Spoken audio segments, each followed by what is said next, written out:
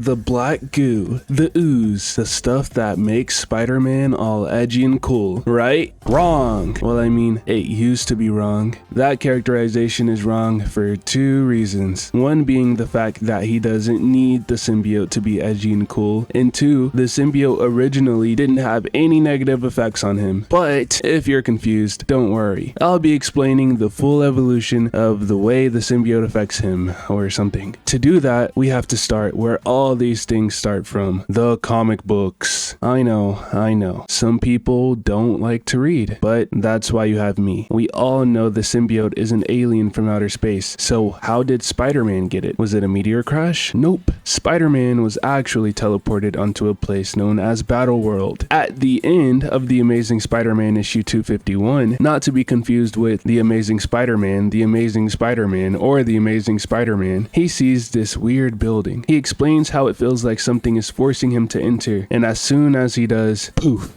he's gone. The story picks up in Secret Wars. All you really need to know is that Spider-Man and a bunch of other heroes were teleported onto Battle World to, you guessed it, battle. And Spider-Man's costume gets all ripped up and stuff. But wait, he somehow sees Thor walking out of a room with a brand new fully repaired costume. And Hulk tells him that it was because of some device in that room. Spider-Man goes in and obviously finds the wrong thing, since there were loads of things in there and Hulk wasn't exactly the best tour guide. And that's how Spider-Man acquired the symbiote. Now we can return back to the Amazing Spider-Man series and pick up where we left off, with Spider-Man literally spawning in the exact same place he disappeared. And this police officer's all like, "Who are you?" And Spider-Man's all like, "I'm Spider-Man." Then the police says, "We all know how Spider-Man looks, you look nothing like him." Anyways, Spider-Man tests out the suit, seeing if he can store things in it, which he can, and when he gets home, the costume once again demonstrates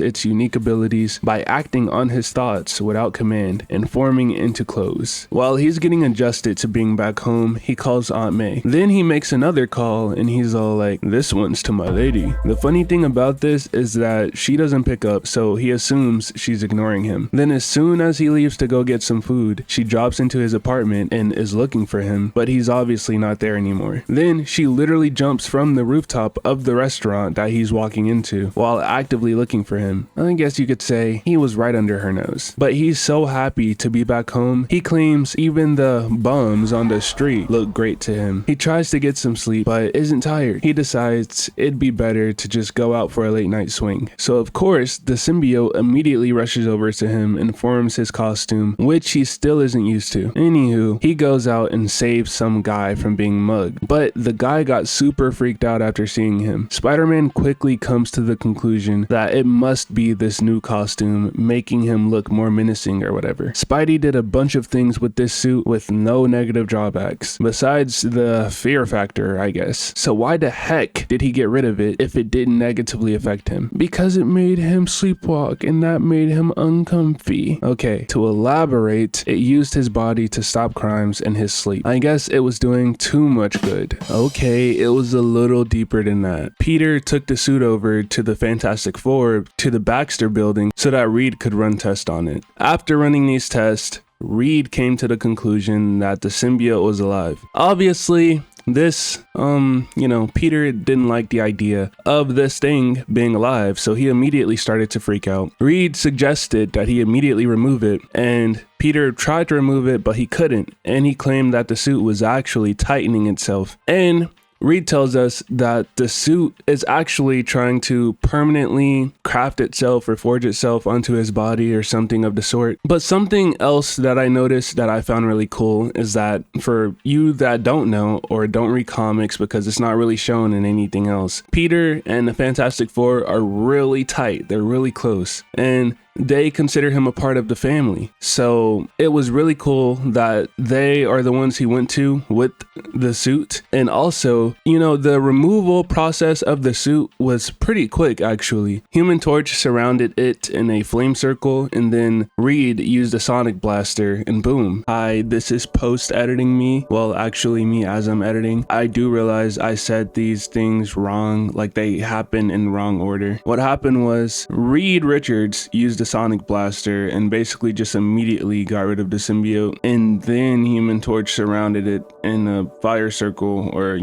a flame circle, to trap it so that Reed could capture it. This is also where we're introduced to the bombastic Bagman. But now that I'm rereading it, it's cool to think about the fact that I'm pretty sure these are where the symbiote's weaknesses came from. Even when they're adapted in other media, the fire and sonic or loud noises stem from this. Human Torch and Reed Richards, which I think is really cool. Now compare this to more recent media where it's depicted as this evil sludge, or sometimes even worse, as a hive mind. Nowadays, people take aggressive Spider-Man voice lines and slap them over some loud music and make the pitch of his voice lower while cycling through photos of symbiote Spider-Man. And I have to admit, while that originally wasn't the case, I'd be lying if I said that isn't how things are now, because the symbiote does negatively affect Peter now. And even though, again, originally it wasn't that way in the comics, and majority of the other media it's that way. But why is it that way? Where did it start? Well, many believe this started in the 90s series, Spider-Man the Animated Series. In season 1,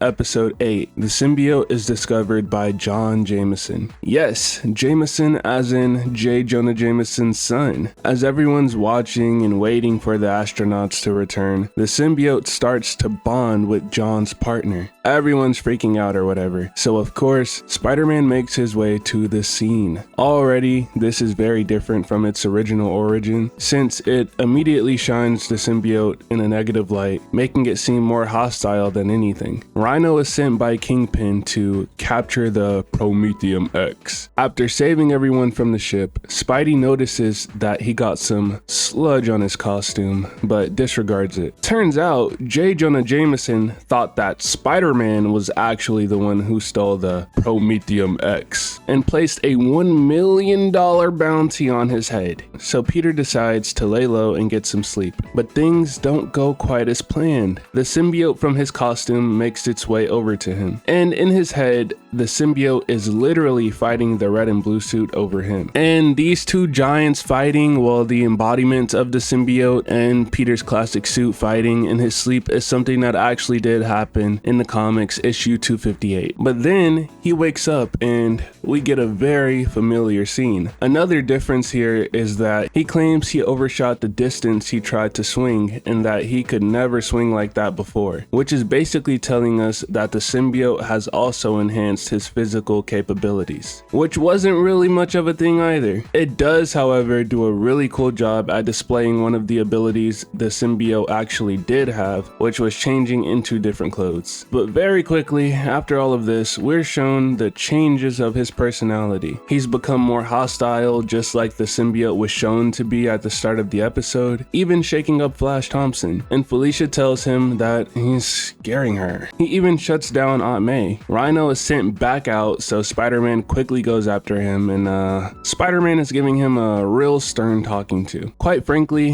he's kicking his butt. Spider-Man attempts to interrogate Rhino, but he genuinely doesn't seem to know anything. Usually this is when an interaction like this would end. Rhino even states repeatedly that he gives up, but Spider-Man says he's done not getting what he wants, and it seems to me like Spider-Man was about to kill him, which is supported by him claiming he was about to do something he'd regret for the rest of his life only a few seconds later. He looks in a mirror and gets a flash of Venom before the episode ends. So yeah, different from how it was in the books. Does that make it bad? Heck no. I think this added a really cool sense of identity for the series, and it was a unique change that I enjoyed. But what you'll start to notice is that most of, if not all of, the Spider-Man media after this takes more inspiration from this series than its original debut in the comics, especially Spider-Man 3, which basically one-to-one recreated this shot. He also got the symbiote while sleeping and having a nightmare, just like in the 90s series. And the symbiote made very obvious changes to his personality as well, just like in the 90s series. It enhanced his abilities, made him more violent, the whole 9 yards, even attempting to kill Sandman. And if anything, Toby's symbiote pushed him further than the one in the animated series, because he 100% believed he killed Sandman and intended to do it. Attacking MJ was the final straw to really get him to reevaluate the situation. And what I didn't mention is that the 90s series is also, from my knowledge, responsible for the using a giant bell to get rid of the symbiote trope, which, you guessed it, was recreated in this movie. It's kind of like Adaptations adapting Adaptations, more so than the source material. The game is an entirely different story. Spider-Man 2 handled the symbiote poorly, in my opinion. We've established that not even well-loved and respected Spider-Man adaptations are always one-to-one with the source material, because they usually have a cool and unique take on whatever they're adapting. But unfortunately,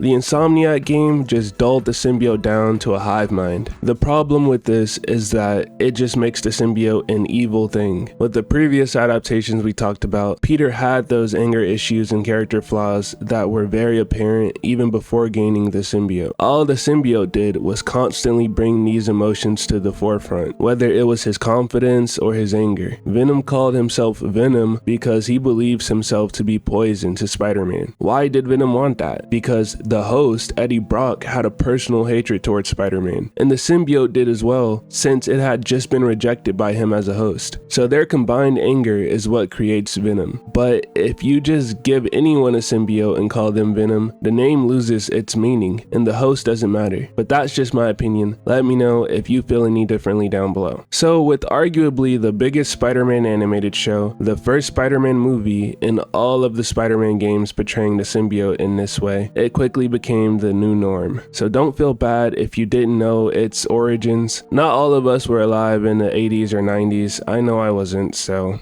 I understand why you may not have known. Not everyone cares enough or has the time to go back and read comics when you have more entertaining forms of media that sometimes outperform the comics. So yeah, that was pretty much why I wanted to make this video, was just to give a little bit of info in a fun way for the people that didn't want to read anything. Just give what I remember to be his origin in a fun way, you know? So I hope you enjoyed.